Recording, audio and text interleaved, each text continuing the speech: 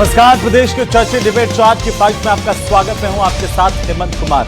देश में आदिवासियों के पवित्र स्थल और राजस्थान के जलियांवाला बाग के नाम से विख्यात मानगढ़ धाम को केंद्र सरकार ने राष्ट्रीय स्मारक घोषित करने योग्य नहीं माना है। आरएलपी सांसद हनुमान बेनीवाल के लोकसभा में पूछे गए सवाल के लिखित जवाब में केंद्रीय संस्कृति और पर्यटन मंत्री गजेंद्र सिंह शेखावत ने जानकारी दी। इससे पहले उदयपुर से बीजेपी सांसद मन्नालाल रावत ने भी इसी को लेकर के 23 मार्च को लोकसभा में सवाल किया था।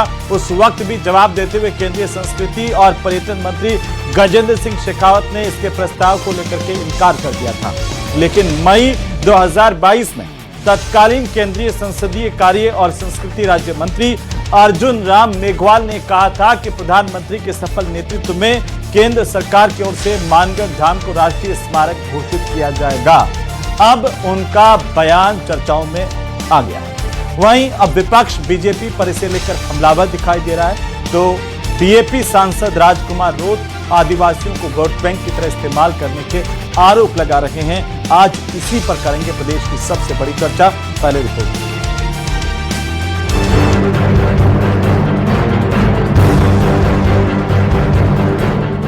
मानगढ़ धाम को राष्ट्रीय स्मारक का दर्जा नहीं मिलने पर विपक्ष ने केंद्र सरकार पर सीधा हमला बोला है।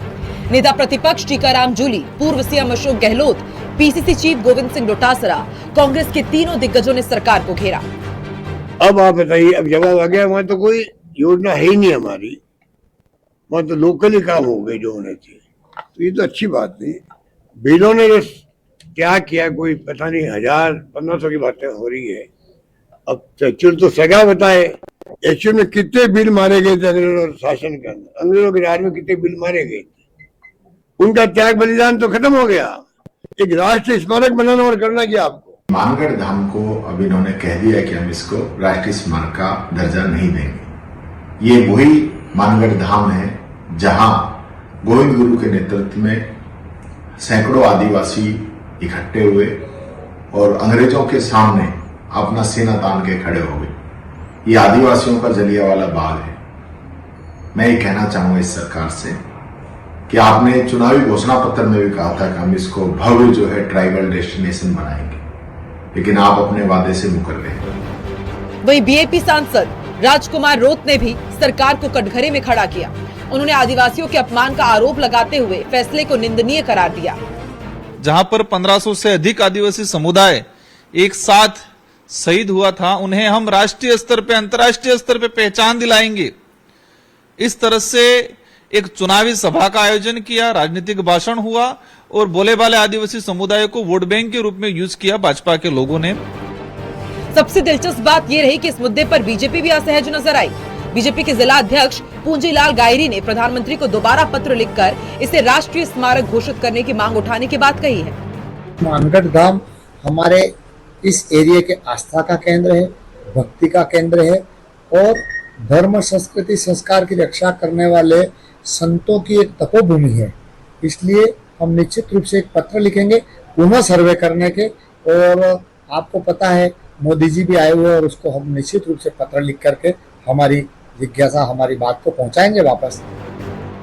मानगढ़ धाम अब सिर्फ एक राष्ट्रीय धरोहर नहीं बल्कि आदिवासी सम्मान, इतिहास और वोट बैंक की राजनीति का बड़ा मुद्दा बन चुका है। सवाल यही है, क्या केंद्र सरकार आदिवासी समाज की वर्षों पुरानी मांग मानेगी या ये मुद्दा आने वाले चुनाव तक सियासत की आग को और भड़काता रहेगा। आज 8 की फाइट इसी मुद्दे पर। तो आखिरकार मानगढ़ धाम, जहां पर 1500 के करीब आदिवासियों ने देश की खातिर अपने आप को कुर्बान कर दिया था, बलिदान कर दिया था और अंग्रेजी हुकूमत के खिलाफ आजीवन लड़ाई लड़ी इस देश को बचाने के लिए। और उसी मानगढ़ धाम को लेकर के एक बार फिर से देश में सियासत गर्मा गई है। और आज इस पर बात करें, चर्चा करें, उससे पहले आप सबके सबसे महत्वपूर्ण सवालों पर एक नजर डालते हैं। पहला सवाल इस बात को लेकर के आदिवासियों की शहादत राष्ट्रीय स्मारक के योग्य नहीं है क्या? ये सबसे बड़ा सवाल इस वक्त उठ रहा है। विपक्ष भी ये सवाल पूछ रहा है। आज हम भी इस पर बात करेंगे। सवाल नंबर 2 कि आधुनिकीकरण होने से क्या अधिकार खत्म हो जाएंगे, इसे लेकर के भी बहस तेज हो गई है, इस पर भी बात करेंगे। और सवाल नंबर 3 कि मानगढ़ धाम का मुद्दा क्या सियासत का नया केंद्र बनेगा, क्योंकि आने वाले दिनों में राजस्थान के अंदर पंचायतों के निकायों के चुनाव आने हैं और उससे पहले मानगढ़ धाम का मुद्दा एक बार फिर से चर्चा के केंद्र में है। इस पर भी आज हम बात करेंगे। आखिर मानगढ़ धाम को राष्ट्रीय स्मारक घोषित करने में क्या समस्या है? क्या विपक्ष इस तरीके से आरोप लगा रहा है कि बीजेपी ने पहले ये वादा किया और वादे से मुकर गई? इसके पीछे की हकीकत क्या, इससे पर भी बात करेंगे। हमारे साथ खास मेहमान जुड़ चुके हैं, तो सबसे पहले मैं परिचय करवा दूं हमारे मेहमानों का। हमारे साथ भारतीय जनता पार्टी के पूर्व सांसद और लगातार आदिवासी इलाके में सक्रिय रहे कनकमल कटारा जुड़ चुके हैं। साथ ही हमारे साथ पंकज शर्मा हैं, कांग्रेस पार्टी के प्रवक्ता। हमारे साथ में इतिहासकार के तौर पर चंद्रशेखर शर्मा भी जुड़ चुके हैं। आप तीनों का बहुत स्वागत है न्यूज 18 राजस्थान पर। सबसे पहले एक एक मिनट के ओपनिंग कमेंट से हम शुरुआत करते हैं चर्चा की, और उसके बाद इस डिबेट को शुरू करते हैं, खोलते हैं। और उसी तरह से कटारा साहब, मैं आपसे शुरुआत करना चाहता हूं, ऐसा क्या हो गया कि मानगढ़ धाम को राष्ट्रीय स्मारक का दर्जा नहीं दिया जा सकता है? विपक्ष कह रहा है कि आदिवासियों के मुद्दों पर राजनीति तो बहुत हुई, लेकिन वोट लेने के बाद मुकर गए। देखिए, हमारा इशू आदिवासी क्षेत्र के लिए जितने भी हुए हैं उसमें मानगढ़ धाम भी प्रमुख था। और वो भी ये जितने भी राजनीतिकरण अभी कर रहे हैं ना, इनको अभी पता नहीं है। 1994 में जब राज्यसभा का सांसद था, तब से लेकर के मानगढ़ धाम के अंदर विकास सबसे पहले धुनी जो गोविंद गुरु मूर्ति की बनाई, उसमें सांसद मत से मैंने बनाई थी। और उस समय इसके बाद में चुन्नीलाल जी गराइचा बने तो सड़क, लाइट वाइट उसकी व्यवस्था करी।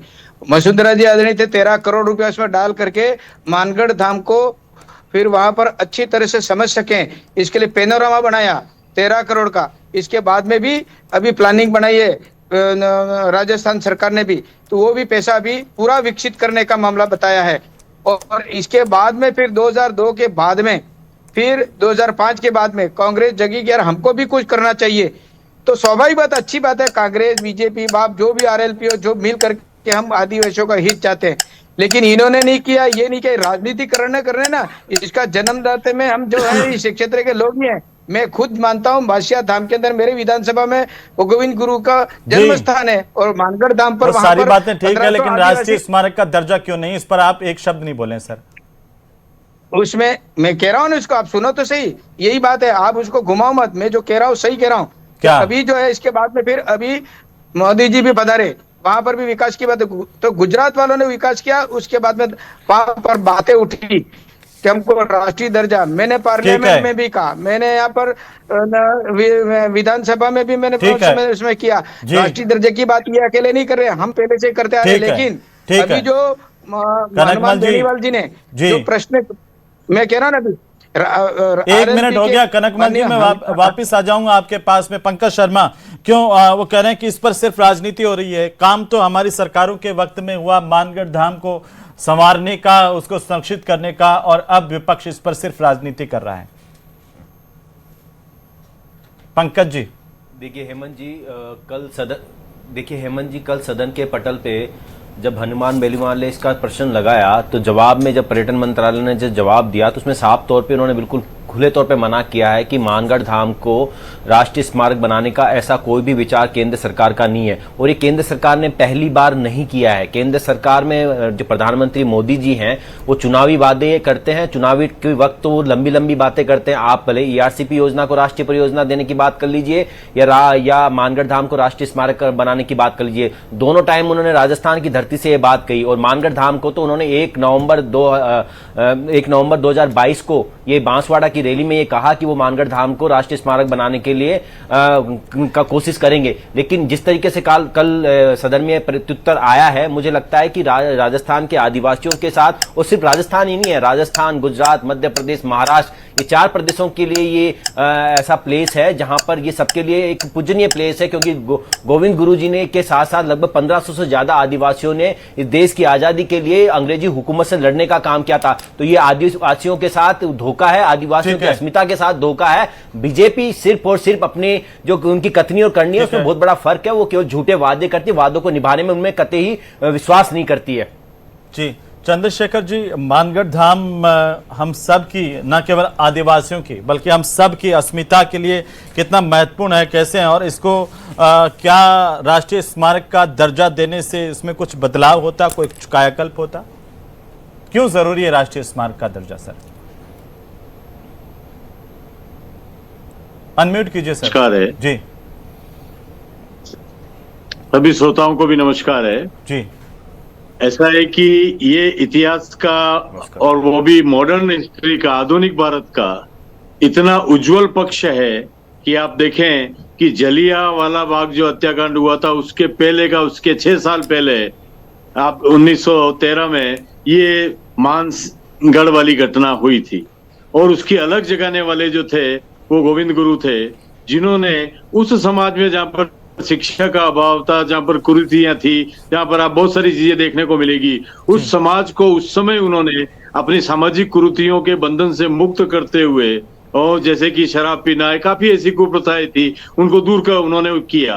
और उसके साथ ही उन्होंने जो उनका दोहरा शोषण हो रहा था अंग्रेजों के द्वारा और सामंतों के द्वारा, तो उस जागीरदारों के द्वारा, तो उनकी जो बेगार काटी जा रही थी, उस बेगार प्रथा के खिलाफ एक जन जागृति का जो अभियान था वो गोविंद गुरु ने चलाया था। और ये सिर्फ केवल आदिवासी समाज के लिए नहीं, मैं मानता हूं कि संपूर्ण विश्व मानवता के लिए ये जो चीजें गोविंद गुरु की जो चीजें थी वो विश्व वंद्य है और प्रेरणीय है। किस तरह से उस समाज को एक करके उन्होंने उस समय जो सभा का नाम रखा, जो पूर्णिमा को वहां पर की जाती थी, उसका नाम संप सभा था। संप का मतलब होता है कि एकता की सभा, मतलब वो जो एकता का जो बीज है, वो एकता का बीज वहां पर, मतलब कि मॉडर्न इंडिया में। अब मेरा प्रश्न ये है कि भारत के अंदर आप देखें कि अभी तक जो है 368 के लगभग जो है राष्ट्रीय स्मारक घोषित कर रखे हैं, उसमें से 163 जो है वो राजस्थान में है लगभग। लेकिन मैं कुछ प्रश्न यहाँ पर उठाना चाहूंगा कि क्या उनमें से कौन जो है मैं राष्ट्रभक्ति की या राष्ट्र के लिए बलिदान की प्रेरणा जो है वो हमें दे रहा है? क्योंकि हमारा आज जो सबसे बड़ा, जो मैं मानता हूं कि जो इतिहास का सबसे बड़ा सबक है, सबसे बड़ा पहलू है, हमारी संस्कृति का सबसे बड़ी विरासत है, वो ये है कि हमें राष्ट्र की चेतना कौन जागृत कर रहा है, हमें वो ध्यान रखना चाहिए। क्या चार मीनार, क्या गोल गुंबज और आमेर का किला या हवा महल, ये हमारे को क्या राष्ट्रीय प्रेरणा प्रदान करते हैं क्या? ठीक है, ये कला वास्तु को लेकर के उसके नमूने हैं जो विश्व स्तर पर चर्चित हैं। मेरा ये मानना है, लेकिन कि जिन लोगों ने इस देश के लिए बलिदान दिया, जिन लोगों ने अंग्रेजी हुकूमत के खिलाफ आवाज उठाई, जिन लोगों ने इतनी बड़ी तादाद में अपनी जान तक कुर्बान कर दी, वो राष्ट्रीय स्मारक के लायक नहीं है क्या? नहीं, 1,500 क्यों नहीं, वो प्रेरणा बना है। आजादी के आंदोलन की 1947 का जो स्वतंत्रता संग्राम चला है हमारा, ये घटना 1913 की है कि जब उस समाज में भी इस तरह का आंदोलन दूर कोने में बांसवाड़ा के, जहां पर 4 राज्यों का मिलन हो रहा है। तो अगर चंद्रशेखर जी, कनकमल कटारा साहब कह रहे हैं कि हमने बहुत ज्यादा काम करवाए, मेरा सवाल आपसे सीधा सीधा ये था कि राष्ट्रीय स्मारक क्यों जरूरी है? आपने बता दिया कि इसलिए जरूरी है कि जो स्थापत्य कला के नमूने हैं, उदाहरण है, उनको तो हम राष्ट्रीय स्मारक घोषित कर रहे हैं, जो हमारी अस्मिता का प्रतिनिधित्व करता है, प्रतीक है, हमारे इस देश के स्वाभिमान का, गौरव का, बहादुरी का, बलिदान का प्रतीक है, वो राष्ट्रीय स्मारक के लायक नहीं है। कटारा साहब, यही बात हो गई फिर तो? ऐसा नहीं है, जो कह रहे तो शुरू से ही भारतीय जनता पार्टी आदिवासियों के प्रति बहुत ही भावना रख रही है। इसका उदाहरण मैं कह रहा हूँ ना, मैं खुद 1994 तक ये तो बातें उठ रही है, 2005 के बाद में इस तरह अब उठ रही है, तब भी उठ रही है ना सर। आपने इसके नाम से बहुत, आपने बार बार ये कहा कि ये राष्ट्रीय स्मारक घोषित होना चाहिए। जब आपके पास पावर आई तो ऐसा क्या हो गया कि अब नहीं होना चाहिए? मैं क्या कह रहा हूँ, ये तो हमारे लेवल पर प्रश्न उठा सकते हैं। वहां पर किस तरह से पुरातत्व के हिसाब से अभी जो प्रश्न किया था माननीय अपने बेनीवाल जी ने और शेखावत साहब ने उसका जवाब, तो वो यहाँ पर टीम आई और यहाँ पर मानगढ़ धाम पे पूरा देखा कि इसमें क्या क्या पैरामीटर क्या होना चाहिए, और वो पूरी रिपोर्ट पुख्ता लेकर के भेजी है वहाँ, और उसके बाद में सरकार में बहस होगी, और उसके बाद में जिस दिन स्थिति आनी चाहिए ये बात आ जाएगी। भावना सभी जो अभी जनप्रतिनिधि आप तो बताइए ना कि ये राष्ट्रीय स्मारक घोषित होना चाहिए कि नहीं होना चाहिए? मैं कह रहा हूँ ना, ये राष्ट्रीय दर्जा दिलाने का काम हम आज से नहीं कर रहे, हमारी मंशा यही है। तो आपका तो कोई प्रस्ताव ही, उन्होंने जवाब में लिखित जवाब देते हुए पर्यटन मंत्री गजेंद्र सिंह शेखावत ने लिखा है, वर्तमान में ऐसा कोई प्रस्ताव विचाराधीन नहीं है, और उन्होंने बाकायदा ये भी लिखा है कि यहाँ पर ये लिखा है कि 1958 के प्रावधानों के तहत राष्ट्रीय महत्व के स्मारक के रूप में घोषित करने के लिए जो चीज़ें आवश्यक है, निरीक्षण के आधार पर देखा गया कि इस स्थल पर बड़े पैमाने पर आधुनिक विकास निर्माण कार्य हुए हैं। सामने कैसे देखूंगा जब मैं नीचे पढ़ रहा हूं तो? देखिए, जब बात वहाँ के पूरे विकास 13 करोड़ के थे पहले काम, अभी 30 करोड़ के काम तो भारतीय जनता पार्टी ने, सामुदायिक भवन जिसके अंदर मैंने गोविंद गुरु की, मानगढ़ धाम पे सड़क और राइट, उसके बाद में कांग्रेस ने 2005 में एक स्मारक बनाया साइड में जी। हमारे साथ में सांसद राजकुमार रोत साहब भी जुड़ चुके हैं। राजकुमार जी, आपका भी स्वागत है। आपने क्यों कहा कि ये राजनीति सिर्फ आदिवासियों को वोट बैंक समझती है?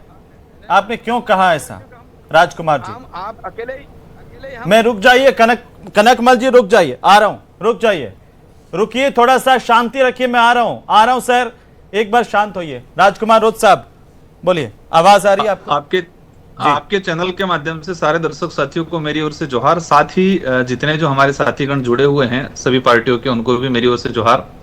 आज जो विषय जो है गंभीर बड़ा विषय है कि जो मानगढ़ धाम मतलब एक कोई स्थल या एक नाम नहीं है, एक इतिहास जो है, जो भील समुदाय का सबसे बड़ा नरसंहार जो हुआ था, 1500 से अधिक आदिवासी समुदाय एक ही टाइम में गोलियों से भून दिए गए थे, खून से लथपथ थी पूरी पहाड़ी। लेकिन आज जिस तरह से केंद्र सरकार ने जवाब दिया है कि मानगढ़ कोई पुरातात्विक विशेषता नहीं बची है, उसका कोई प्रमाणीकरण नहीं है, उसको अखंडता बनाए रखने जैसी कोई बात नहीं है, इस वजह से मानगढ़ को राष्ट्रीय लेवल का दर्जा या राष्ट्रीय स्मारक घोषित नहीं किया जा सकता है। ये सरकार का जो जवाब है वो 1500 शहीद हुए आदिवासी समुदाय को अपमानित करने वाला, राजस्थान, मध्य प्रदेश, गुजरात और महाराष्ट्र पूरे इलाके के अंदर आदिवासी समुदाय और साथ ही उस एरिया में रहने वाले अन्य वर्ग जो मानगढ़ के प्रति एक आस्था का भाव रखते हैं, उन सबको कहीं न कहीं ठेस पहुंचाने का काम किया है आज भाजपा सरकार ने। और हमेशा देखा गया है कि भाजपा राज में जिस तरह से आदिवासी शहादत स्थल हो, आदिवासी महापुरुष हो, उनको जो अपमानित करने का, आदिवासियों के अधिकारों को खत्म करने का जो काम किया जाता है, वो आज स्पष्ट नजर आ रहा है कि मानगढ़ को जिस तरह से तिरस्कार करने का काम किया है भाजपा के लोगों ने, वो ठीक नहीं किया है। पूरे आदिवासी समुदाय के साथ ही अन्य समुदाय में आक्रोश है कि किस तरह से मानगढ़ को उन्होंने ठुकरा दिया गया। कहा कि प्रमाण 1500 आदिवासी शहीद हो गए, उनको प्रमाण चाहिए, उनको आज कह रहे प्रमाणीकरण कोई नहीं है।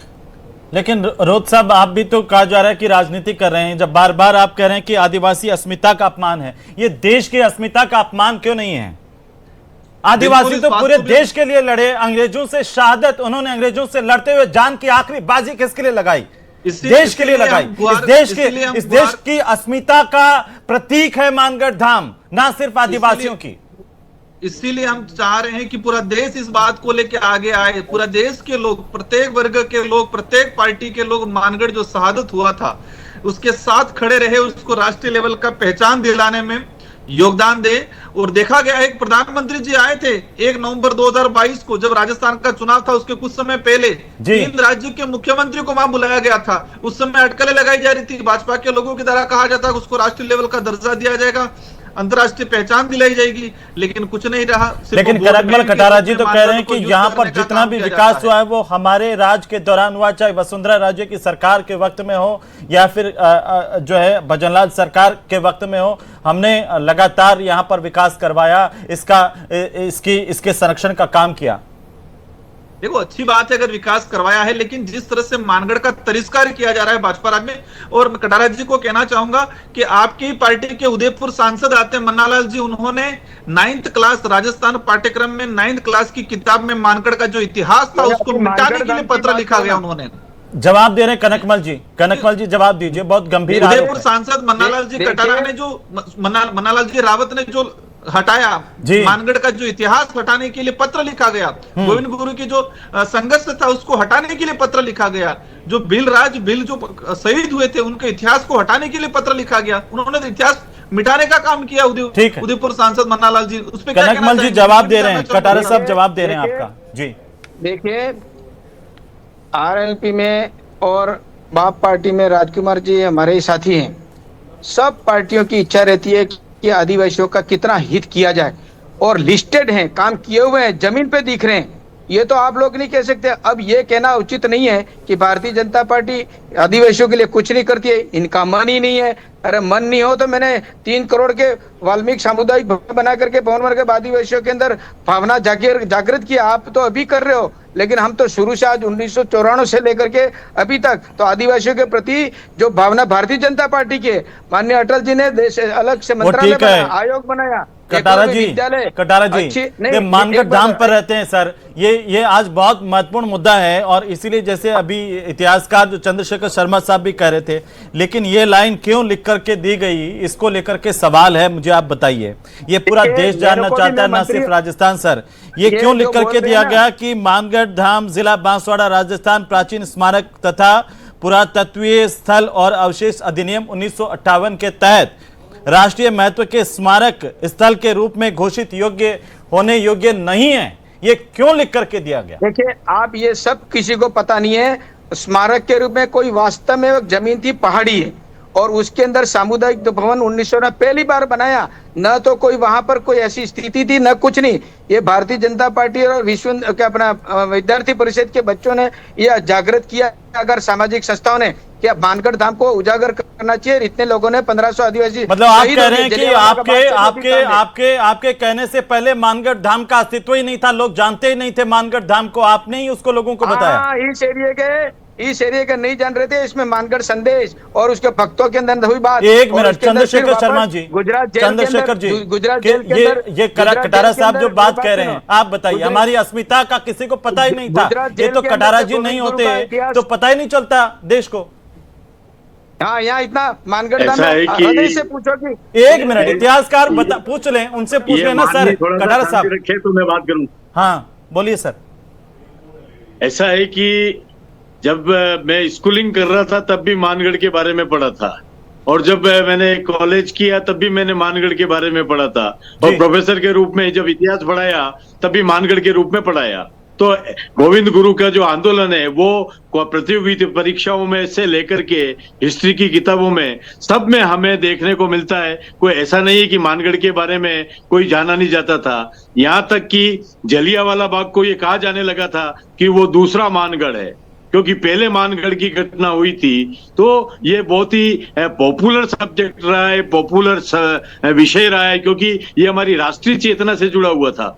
और मैं मानता हूं कि ये जो आंदोलन है, इसको खाली आदिवासियों के अपमान और उसको लेकर के देखना, ये आदिवासियों का सिर्फ आदिवासियों के लिए नहीं है। मैं सभी माननीयों से निवेदन करना चाहूंगा कि हमारे पूरे मानव जाति की धरोहर है, पूरे भारत राष्ट्र के हर नागरिक की धरोहर है, क्योंकि वो लोग ऐसे हुए हैं और ये धरोहर राष्ट्रीय इसको राष्ट्रीय धरोहर घोषित करने लायक नहीं है। ऐसा है कि राष्ट्रीय धरोहर घोषित करने के लायक जो मानदंड है, वो मानदंड बनाता कौन है? कहाँ ऊपर से तो मानदंड उतरते नहीं है, ईश्वर से तो नहीं उतरते हैं मानदंड नीचे बनाए जाते हैं। आप सर्वे करवाइए कि जितने भी राष्ट्रीय सर्वे करवाया गया है जी, हाँ, नहीं वो मानदंड सर्वे करवाया गया था, और इसमें जो तत्कालीन राष्ट्रीय स्मारक प्राधिकरण के अध्यक्ष थे तरुण विजय, उन्होंने 6 जुलाई 2022 को बाकायदा एक विस्तृत रिपोर्ट सौंपी थी और ये कहा था कि इसको राष्ट्रीय स्मारक का दर्जा दिया जाना चाहिए। फिर क्या हो गया ऐसा? पंकज शर्मा जी बोलिए। वो कह रहे हैं कि हमने इसके अस्तित्व को बताया नहीं तो लोगों को पता ही नहीं था, लोग तो जानते नहीं थे मानगढ़ धाम। कटारा साहब कह रहे हैं। नहीं, देखिए हेमंत जी, मुझे लगता है कि कटारा साहब तो ऐसी बात कर रहे हैं। देखिए, मानगढ़ धाम कोई इमारत नहीं है, मानगढ़ धाम एक भावना है। उस मानगढ़ धाम में एक शौर्य हो, स्वाभिमान हो, त्याग हो, बलिदान का प्रतीक है मानगढ़ धाम। और वहां पर गोविंद गुरु के नेतृत्व में जो 1500 से ज्यादा हमारे भाइयों, हिंदुस्तानी भाइयों ने जिस तरीके से त्याग दिया, अंग्रेजों की हुकूमत से लड़ने का काम किया, शौर्य किया, जो मुझे लगता है कि शौर्य को नकारने का काम केंद्र सरकार कर रही है। और केंद्र सरकार पहली बार नहीं कर रही है। आप देख लीजिए, मध्य प्रदेश में केन बैंतवा जो परियोजना है, उसमें आदिवासी बहुत लंबे टाइम से, तो आप भी तो इतने सालों तक सत्ता में रहे, और जैसे अभी चंद्रशेखर जी बता रहे थे कि देश में 368 राष्ट्रीय स्मारक है, फिर मानगढ़ धाम इतने सालों तक क्यों नहीं आया? ये बहुत गंभीर सवाल है, और इसीलिए राजकुमार रोज साहब कह रहे हैं कि कांग्रेस और बीजेपी दोनों राजनीति कर रही है इस पर। नहीं, देखिए कांग्रेस तो कोई राजनीति नहीं कर रही है। कांग्रेस ने तो बार बार इनसे मांग किया, और बीजेपी में मैं फिर से दोहरा देता हूं, प्रधानमंत्री जी ने खुद ने यहां पर 1 नवंबर 2022 को बांसवाड़ा की धरती से यह आह्वान किया कि वो जब राजस्थान में कांग्रेस की सरकार आएगी, और क्योंकि वो चुनाव लड़ने के मोड में थे तो उन्होंने चारों राज्यों के मुख्यमंत्रियों को बुलाया। वहां उस समय के निवर्तमान मुख्यमंत्री अशोक गहलोत साहब भी मौजूद थे। अशोक गहलोत साहब ने तो कई बार उनको पत्र लिखा, अशोक गहलोत साहब ने तो कई बार पत्र लिखा, लेकिन प्रधानमंत्री में तो बताओ ना, ये सवाल तो पूछेंगे ना देश के लोग। सुन लीजिए हेमंत जी, मुझे भी सुन लीजिए प्लीज। जिस तरीके से प्रधानमंत्री जी अपनी ही बात से पलटने के लिए बार बार जाने जाते हैं ना, मैं फिर से दोहरा फिर देता आप हूं, 12 साल में आपको याद आ गया है। राजकुमार रोज साहब, जल्दी से, समय नहीं है ज्यादा। राजकुमार रोज साहब धाम को राष्ट्रीय परियोजना की बात की, कह रहे हैं कटारा साहब तो कह रहे हैं कि ये तो पता ही नहीं था, ये तो हम लोगों ने इसको पहाड़ी को जो है लोगों के सामने लाया। जिस तरीके से देखो, मेरा आज जो सवाल का राष्ट्रीय स्मारक घोषित किया जाए या नहीं जाए, ठीक है, आप ये तर्क दे देते कि भविष्य में सोचा जाएगा, लेकिन उन्होंने मानगढ़ के अस्तित्व को ही नकारने का काम किया। उन्होंने कहा कि प्रमाणीकरण नहीं है, अखंडता नहीं है, गोविंद गुरु महाराज की धुनी हमारी अखंड है, उसको कहा कि अखंडता नहीं है, प्रमाणिकता नहीं है, 1500 लोग मर गए, उनका कह रहे प्रमाण नहीं है कोई। तो इस तरह से अपमानित करने का काम किया है। कटारा जी का जो मामला है, कटारा जी का व्यक्तिगत सहयोग रहा है मानगढ़ को लेके, लेकिन उनका व्यक्तिगत सहयोग, उनका व्यक्तिगत इंटरेस्ट पार्टी के साथ जोड़ रहे हैं, वो उचित नहीं है। उनका व्यक्तिगत रहा है, उसका सम्मान करते हैं, हमारे सीनियर रहे हैं, उस पूर्व MP रहे हैं, उनका सम्मान करते हैं, लेकिन वो पार्टी की जो पैरवी कर रहे हैं, पार्टी ने तो उनको कहां घर बिठा दिया गया है। आप समझते हैं उनको टिकट काट के कांग्रेस के लोगों को लाके चुनाव लड़ा दिया, उनको तो घर बिठाने का काम किया। इससे कटारा जी से अनुरोध है कि व्यक्तिगत छवि को धूमिल करने का काम पार्टी के साथ जोड़ के नहीं करें। राजकुमार जी, ये कह रहा हूं कि मानगढ़ धाम में जब से आवाज उठाई है, इसके पहले हम पूर्वजों को पूछा, फिर वहाँ गुजरात में जेल से वो साहित्य लाए, किताबें छापी, इसके बाद में जगह तो ठीक है कटारा साहब, लेकिन ये तो बता दो कि ये राष्ट्रीय स्मारक बनने लायक क्यों नहीं है? स्मारक हम करके रहेंगे, हमारी मांग चलती रहेगी। जिस दिन ये स्थिति आ जाएगी ना, उस दिन भारतीय जनता पार्टी ही करेगी।